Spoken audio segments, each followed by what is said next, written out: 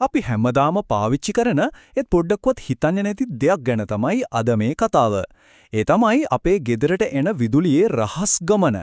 ඇත්තටම කිව්වොත් මේක හැම තත්පරයකම සිද්ධ වෙන පුදුම සාගත ඉංජිනේරු වික්‍රමයක්. හිතන්නකෝ දවසකට කී පාරක් නම් අපි ස්විච් එකක් දානවද? ඒත් ඒ ඇඟිලි තුඩෙන් කරන පොඩි වැඩේ පිටිපස්සේ තියෙන මුළු ක්‍රියාවලිය ගැන කවදා හරි හිතලා තියෙනවද? අද අපි යන්නේ හරියටම ඒ ගමන දිගේ තමයි. ටීවී එකේ ඉඳලා මයික්‍රෝවේව් එක වෙනකල් මේ හැම දෙයක්ම අපේ ජීවිත කොච්චර පහසු කරලාද නේද? ඒත් මේ හැම දෙයකටම පණ දෙන බලය දෙන මේ පද්ධතිය ගැන අපි ඇත්තටම දන්නේ කොච්චර පොඩි දෙයක්ද? හරි අපි ඒ ගැන ටිකක් ගැඹුරට ගිහින් බලමු. හොඳයි එහෙනම් කොහොමද මේ විදුලිය පිටලෝකෙන් අපේ ගෙදරටම එන්නේ? අපි දැන් බලන්න යන්නේ මේ ගමනේ පළවෙනි මැදයර. මේ ගමන පටන් ගන්නෙම ජාතික විදුලි බල පද්ධතියෙන්. එතන ඉඳන් සජීවී සහ උදාසීන කියලා වයර් දෙකක් දිගේ තමයි විදුලිය අපේ ගෙදර පැත්තට එන්නේ. සරලවම කිව්වොත් හරියට වතුර බඩ දෙකක් වගේ. සජීවී වයර් එකෙන් විදුලිය ගේ ඇතුළට එනවා, උදාසීන වයර් එකෙන් ආපහු යනවා. මේ රූප සටහන බැලුවම ඒ සම්බන්ධය හරිම පැහැදිලි. හරි දැන් ගෙදරට ඇතුල් වෙන්න ඔන්න මෙන්න තියෙද්දි විදුලියට මුලින්ම මුරකරුවෝ දෙන්නෙක්ව හම්බ වෙනවා. එකක් තමයි සේවා ෆියුස් එක. අනික තමයි විදුලි මීටරය.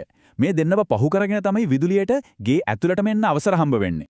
මෙන්න මේ විදුලි මීටරයේ වැඩේ තමයි අපිට වැදගත්ම දේ. ඒ කියන්නේ අපේ බිල හදන එක.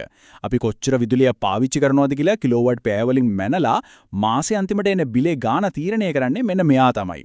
හරි. දැන් ගෙදරට ආපු විදුලිය එක එක කාමරවලට ප්ලග් පොයින්ට් වලට බෙදලා යවන්න කලින් නතර වෙලා අන්තිම තැන තමයි මේ පාරිභෝගික ඒකකය නැත්නම් අපි කවුරුත් දන්න බ්‍රේක පෙට්ටිය. මේක තමයි ගෙදර විදුලි පද්ධතියේ ප්‍රධාන පාලන මධ්‍යස්ථානය. එහෙමත් නැත්නම් හදවත වගේ. හරි. දැන් අපි කතා කරන්න යන්නේ හරිම වැදගත් දෙයක් ගැන. ඒ තමයි ආරක්ෂාව. අපි බලමු අපේ විදුලි පද්ධතිය ආරක්ෂා කරන මේ භාරකරුවන් කවුද මොනවද කරන්න කියලා. මෙතන තියෙන රූප දෙකෙන් පරණ සහ අලුත් තාක්ෂණීය වෙනස හොඳටම පේනවා. වම් පැත්තේ තියෙන්නේ අර පරණ තාලේ ෆියුස් එකක්. සමහර විට පරණ ගෙවල් වල එහෙම දැකලා ඇති. දකුණු පැත්තේ තියෙන්නේ අද කාලේ හැම ගෙදරකම වගේ තියෙන අලුත් MCB එක. මේ දෙකේ ලොකුම වෙනස තමයි ක්‍රියාත්මක වෙන විදිය. ධාරාව වැඩිලුනොත් ෆියුස් එකේ තියෙන සීන් කම්බිය උණු වෙලා කැඩිලා යනවා. ඊට පස්සේ ඒක අයින් කරලා අලුතෙන් එකක් දාන්න ඕන. හැබැයි MCB එකකදී වෙන්නේ හරියට ස්විච් එකක් ට්‍රිප් වෙනවා වගේ දෙයක්. ඒක ආයෙත් උඩට දැම්මම හරිම ලේසි. දැන් අපි බලමු RCCB එක ගැන. මේක නම් හරිම විශේෂ උපකරණයක්. මොකද MCB එකෙන් අපේ උපකරණ ආරක්ෂා කරද්දී RCCB එකේ ප්‍රධානම අරමුණ වෙන්නේ මිනිස්සුන්ව ආරක්ෂා කරන එක. ඒ කියන්නේ භයානක විදුලි සැරවැදීම් වලින් ජීවිත බේරගන්න තමයි මේක නිර්මාණය කරලම තියෙන්නේ. මේක වැඩ කරන විදිය හරිම දක්ෂයි. හිතන්නකෝ තරාදියක් වගේ කියලා. සජීවී වයර් එකෙන් එන ධාරාවයි උදාසීන වයර් එකෙන් ආපහු යන ධාරාවයි මේකෙන් හැමතිස්සෙම සංසන්දනය කරනවා. මේ දෙක අතරේ පුටි වෙනසක්. ඒ කියන්නේ ධාරාව කොහේ හරි ලීක් වෙනවා කියලා දැනුණ ගමන් තත්පරයකින් දශමයක්වත් යන්න කලින් මුළු විදුලියම විසන්ධි කරනවා. හරි. එතකොට විදුලියේ ගමන ගැනත් ආරක්ෂාව ගැනත් අපි කතා කළා. දැන් අපි බලමු උපකරණයක් ඇතුළේදී මේ විදුලියෙන් ඇත්තටම මොකද්ද වෙන්නේ කියලා. ක්ෂමතාව එහෙම නැත්නම් අපි සාමාන්‍යයෙන් කියන විදිහට පව කියන්නේ මොකද්ද? සරලවම කිව්වොත් ඒ කියන්නේ උපකරණයක් විදුලි ශක්තිය පාවිච්චි කරන වේගය. හරියට වාහනයක් යන ස්පීඩ් එක වගේ තමයි. ඉතින් මේ ක්ෂමතාව ඒ කියන්නේ පව එක ගණනය කරන මූලිකම සූත්‍රය තමයි මේ පෙන්වන්න තියෙන්නේ.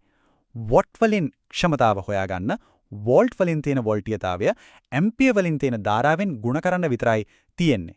එතකොට ශක්තිය එමදනම් එනර්ජි කියන්නේ මොකද්ද?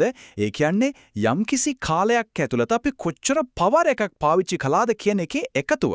වැදගත්ම දේ තමයි අපේ විදුලි බිල් එන්නේ මෙන්න මේ පාවිච්චි කරපු ශක්ති ප්‍රමාණයට. ඒක ගණනය කරන්නත් හරිම ලේසි.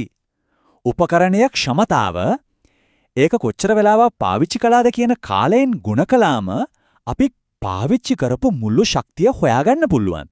හරි. දැන් අපි මේ සූත්‍ර පාවිච්චි කරලා පොඩි උදාහරණයක් බලමු. හිතන්නකෝ ගෙදර වෝට් 2000ක අවන් එකක් තියෙනවා කියලා. අපේ ගෙවල් වලට එන වෝල්ටීයතාව සාමාන්‍යයෙන් වෝට් 230යිනේ. එහෙනම් ධාරාව හොයාගන්න ක්ෂමතාව ඒ කියන්නේ 2000 වෝල්ටීයතාවෙන් ඒ කියන්නේ 230න් බෙදන්න ඕනේ. එතකොට උත්තරය එනවා ඇම්පියර් 8.69යි. හරි. මේ ගණන් හිලව් ඔක්කොම දැනගත්ත එකේ ප්‍රායෝගික ප්‍රයෝජනය මොකද්ද? ඒ තමයි මුදල් ඉතිරි කරන එක. අපි බලමු මේ දැනුම පාවිච්චි කරලා කොහොමද බුද්ධිමත්ව තීරණ අරගෙන සල්ලි ඉතුරු කරගන්නේ කියලා. මේ වගුව දිහා බලන්නකෝ. කතාව හරිම පැහැදිලි. අර පරණ තාලේ සූත්‍රිකා බල්බයක් වොට් 60ක්ම විදුලිය පාවිච්චි කරද්දී අලුත් LED බල්බයක් ඒ එළියම දෙන්න පාවිච්චි කරන්නේ වොට් 6ත් 8ත් අතර ගාණක් විතරයි.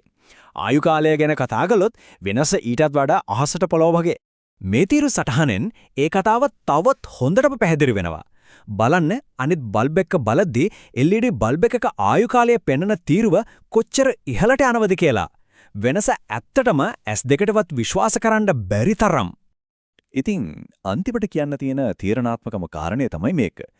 LED බල්බයක් තෝරගන්නවා කියන්නේ පරණ බල්බ් එකකට වඩා 10 ගුණයකින් විතර විදුලිය අඩුවෙන් පාවිච්චි කරන ඒ වගේම 40ක් ගුණයකටත් වඩා වැඩි කාලයක් පාවිච්චි කරන්න පුළුවන් ආයෝජනයක් කරනවා කියන එක.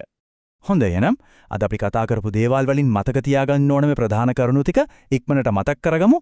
එකක් අපේ විදුලි පද්ධතිය ආරක්ෂා කරන MCB සහ RCCB වගේ ආරක්ෂක බටයෝ. දෙක ක්ෂමතාව කියන්නේ වේගය. ශක්තිය කියන්නේ අපි ගෙවන මුළු ප්‍රමාණය කියන එක. අන්තිමට කාර්යක්ෂම උපකරණ පාවිච්චි කරන එකෙන් විදුලියයි මුදලුයි දෙකම ඉතුරු වෙන. හරි දැන් විදුලියේ මේ රහස් ගමන ගැන හැමෝම දන්නවා. ඉතින් මේ දැනුමත් එක්ක තමන්ගේ නිවස වෙනුවෙන් අදම ගන්න පුළුවන් එක බුද්ධිමත් විදුලි තීරණයක් මොකක් වෙන්න පුළුවන්ද? ඒක ගැන පොඩ්ඩක් හිතලා බලන්න.